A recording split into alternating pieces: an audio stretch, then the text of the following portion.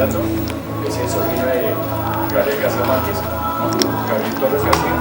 Tiene el honor de acompañarnos, él tiene otras cosas que hacer más, muchas ocupaciones, nos voy a comer unos minutos, pero tiene la gentileza de pasar y comentarnos algo sobre su obra.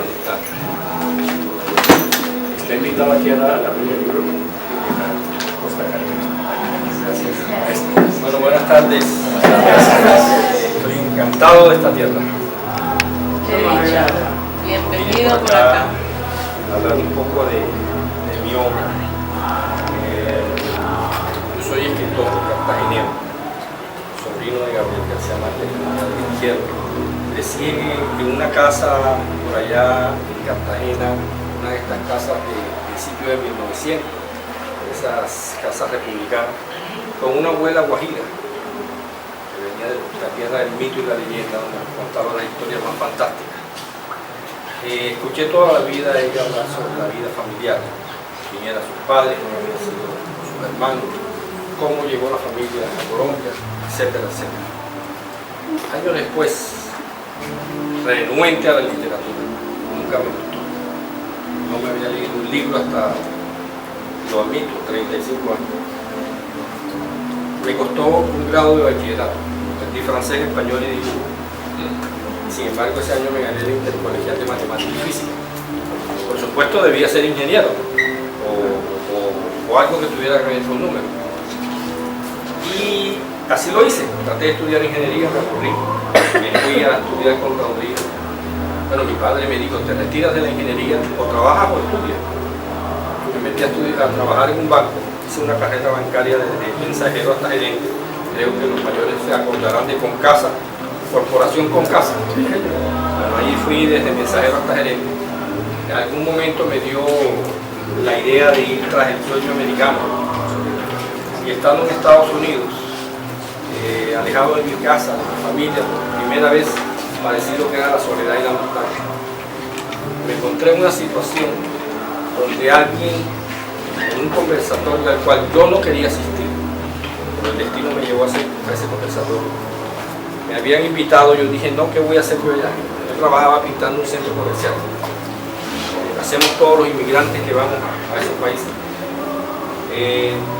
Me invitaron, dije que no iba, pasaron 15 días o más, y hubo un accidente muy malo en una de las vías rápidas, y me tocó meterme por la ciudad donde en ese momento estaba empezando el conversatorio. Cuando me di cuenta, estaba en el semáforo, en la esquina donde estaba el escenario. Voy a tratar de hacer un poquito rápido para no cogerme tanto tiempo. Y estando ahí, no me explico en ese momento, ahora sí entiendo por qué. Entré. El expositor hizo un recorrido muy bueno sobre la vida y obra de Gabriel García Márquez. Pero cuando se abrieron los micrófonos y el tema lo fueron llevando al tema familiar, ahí comenzó a cometer los mismos errores que había escuchado de otros. Que Gabriel García Márquez había sido abandonado con sus abuelos, porque sus padres no tenían cómo mantenerlo. Que la madre de Gabriel García Márquez había sido una mujer de origen humilde. Y bueno, en fin, una cantidad de mentiras. Yo indignado, sin embargo, con un pánico escénico que no podía. Yo no era el que iba a refutar a ese señor, además él era el que sabía. Sin embargo, por segunda vez el destino me pone en el camino de la literatura.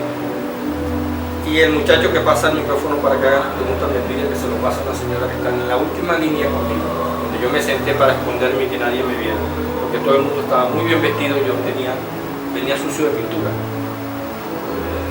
Yo no le pasé el micrófono a la señora, sino que me puse de pie y comencé a refutar todo lo que le había dicho Márquez.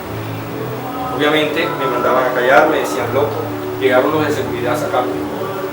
Cuando ya me llevaban, el expositor preguntó: ¿pero es que acaso tú eres escritor? Yo le dije: yo no le he escrito ni una carta a una novia. Entonces, ¿qué te da el derecho a refutar mi ponencia? Yo le dije que me da la sangre porque usted está hablando de mis abuelos. Hoy en día ese es uno de mis grandes amigos literarios y lector del original de mi libro La Casa de los García Márquez. Y él me decía: Gabriel, yo en ese momento pensaba, tierra traga.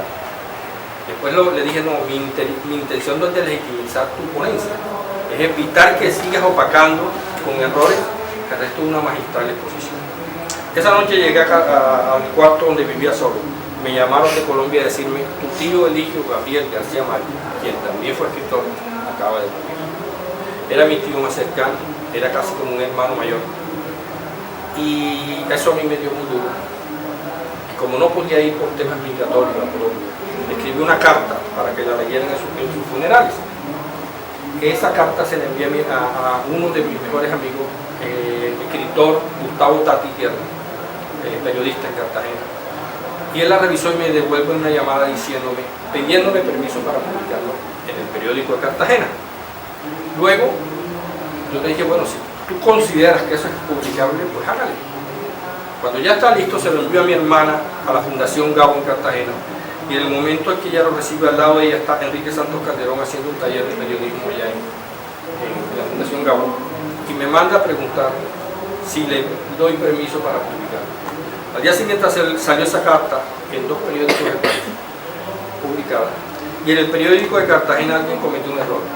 Esta carta es dirigida a Eligio Gabriel García Márquez de parte de su sobrino, escritor Gabriel Torres García. A los 3 días me llama mi madre a Estados Unidos y me dice: oye, ¿tú qué hiciste? Acá todo el mundo me felicita por mi hijo escritor. ¿En qué lío me he metido? Pero ya estaba con la inquietud de todas las injusticias, los mitos que se habían creado sobre Gabriel García Márquez. Y comencé a recordar todas las historias que me contaba mi abuela de niña y anécdotas familiares, y comencé a escribirla en texto. El día que conocí a Gabriel García Márquez, ese texto se llama Un señor de bigote vestido de blanco, y así como ese, muchos textos. Muchos me quedé con ellos, otros se los envié a mi madre a Colombia, de manera que me los cuidara. No tenía un sitio de residencia fijo en ese momento. Escribí una novela casi de un tirón, a mano, que junto con una cantidad de cuentos se lo llevó el huracán Katrina.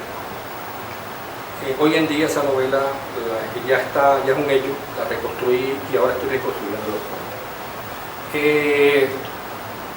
Comencé en ese proceso y dije: bueno, voy a ser escritor, me gusta lo que estoy haciendo. La familia, todo el mundo me decía: ¿desde cuándo haces eso? Para todos el escritor iba a ser mi hermano, era el lector, el disciplinado. Yo nunca había leído, yo creo que no leía ni los cómics, no me gustaba leer.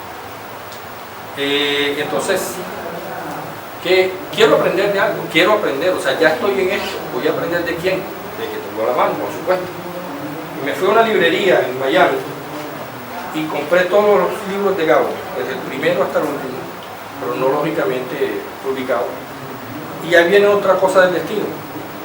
Cuando yo voy a pagar, me dice: señor, muéstrame tu identificación. Se la muestro. Gabriel Eligio Torres García. Tienes el García y tienes el Gabriel Eligio. Tú tienes que ser algo de Gabo. Yo le dije: sobrino. Me dice: yo soy apellido Daconte y soy de Aracataca. Que un cataquero me venda en Estados Unidos los libros de Gabo, ahí hay otra cosa, como que el destino me está diciendo: por aquí es. Y ahí me quedé. Y cuando comencé a leer a Gabo, cuando me empiezo a sorprender y me doy cuenta: pero si es que esta historia que está aquí era la que me contaba mi abuela de la vida real. Por ejemplo, su primer cuento, La tercera resignación, el niño nace muerto y sigue creciendo después de muerto. La madre lo metía en un cajón lleno de algodones y a medida que iba creciendo iba sacando los algodones. Uno de mis tíos, Jaime García Márquez, nace en el año 40, sufre, seimesino, eso era casi estar muerto.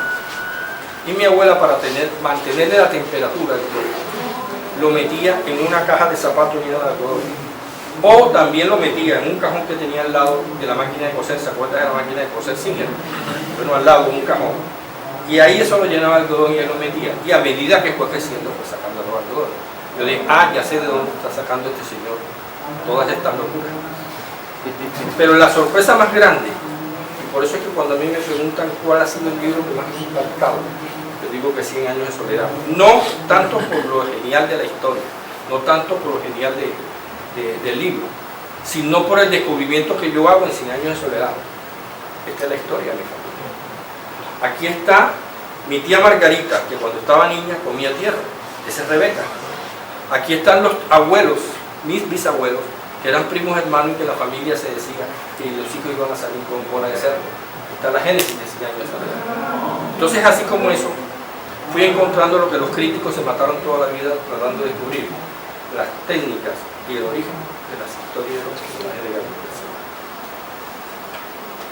llegó un momento en que la familia comenzó, bueno, pero si tú eres el que sigue, hágale. Hay que contarle al mundo la realidad de tanta mentira, tantos mitos que se han creado de Gabo.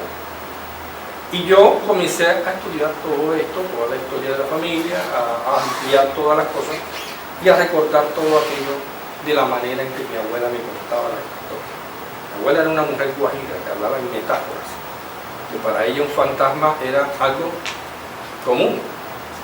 Los problemas domésticos sí eran algo para preocuparse, un fantasma no. Y de ese hecho nace mi primera novela. Fue lo primero que se me ocurrió escribir cuando quise ser escritor. Casualmente de esa novela hay una anécdota. Yo le había enviado muchas cosas a mi madre y mi madre se las enviaba a Gabo. Cuando yo llego a Colombia nuevamente, el año 2007, para el homenaje que le hizo la Real Academia de la Lengua Española a Gabo, en Cartagena, yo fui a su casa. Me dijo, he leído muchas de tus cosas, me gustan. La única manera de ser escritor es fácil, escribiendo, no hay otra. Cuando le dije malayado lo que me había ocurrido con la novela, a su manera de ser, me dijo, no te preocupes, de seguro esa novela iba a ser mala. Ahora tienes el compromiso de reescribirla cuando creas que debes reescribirla. Porque hoy salió desafortunadamente después de que Gabo había muerto. Cogí todas esas anécdotas y las fui convirtiendo en capítulos y escribí La Casa de los García Márquez, aclarando una cantidad de mitos. Aquel famoso puñetazo que se llevó de Mario Vargas Llosa, ¿recuerdan eso? ¿Cuál es la realidad de eso? Han sacado libros con versiones erradas, han sacado libros basados en versiones erradas. Que Gabo había sido, o que Patricia, la esposa de Mario, había sido infiel con Gabo. Y no fue así. La historia es real, yo la cuento muy bien, muy claro en el libro. Es que Mario se fue atrás de su sobrina y dejó a Patricia, su esposa, sola, con sus dos hijos. Vivían en Barcelona en ese momento. Y no le enviaba dinero. Gabo y Mercedes mantuvieron a Patricia y a sus hijos durante mucho tiempo. Hasta que Gabo y Mercedes le dijeron, bueno, ya está bueno, denúncialo, demándalo, para que te tenga que enviar el dinero. Ella como que en alguna discusión le dijo, voy a tener que hacer lo que me dijo Gabo. Cuando ellos se encuentran y le da el puñetazo, le dice por lo que le dijiste a Patricia. El periodista que está al lado dice, ¿es que acaso Gabo está enamorando a Patricia? Y Mercedes dice, ni que tuviera tan mal gusto. Eso quedó como un acto de infidelidad. Y así se quedó, y ni Gabo ni Mario fueron capaces de decir, esto no fue así. Ambos hicieron silencio y le dejaron a la imaginación de la gente lo que había ocurrido. Entonces, así como eso, yo develo todo lo que es la historia familiar, pero también muchos de esos mitos que se crearon. Muestro al lector quién fue realmente Gabriel García Márquez. No el escritor famoso, ya se lo conocemos. El ser humano, que le tocó padecer, pasar hambre, luchar contra la adversidad, pero no desistir de ser escritor. El tío que me tocó a mí, ese es el Gabriel García Márquez que encuentran en el libro. ¿Ya? Entonces, ya estoy en esto, ya estoy metido, pues sigamos. Escribí la novela, ahora estoy reescribiendo los cuentos, y los cuentos tienen otro dato curioso de la cantidad de cosas macondianas que me han pasado a mí. En algún momento estoy buscando para la novela un nombre, para un personaje, que coincidiera con el personaje, porque yo tengo la superstición de que si un personaje no se parece a su nombre, el personaje no camina con sus propios pies. Entonces me fui al cementerio cerca donde yo vivo, el cementerio más antiguo de Cartagena, y ahí a buscar un nombre que coincidiera con el personaje de la novela. Ahí me encontré una señora rezandera, muy anciana, que todavía hoy a veces dudo si existió o era un fantasma con quien yo hablé, pero me contó una cantidad de historias fascinantes ocurridas en el cementerio. A pesar de que el libro de cuentos no solamente son cuentos del cementerio, el libro se va a llamar Los Cuentos del Cementerio. Esa es mi vida, hasta ahora voy gracias a Dios, gracias a la organización del Vorágine, aquí estoy presentando mi novela, presentando La Casa de los García Márquez, y pues gracias a Dios ha tenido una muy buena acogida. Me vine con, que serían 60 libros, hoy me voy con uno solo. Entonces, gracias a Dios y gracias por esta acogida que he tenido en esta ciudad. Gracias a ustedes.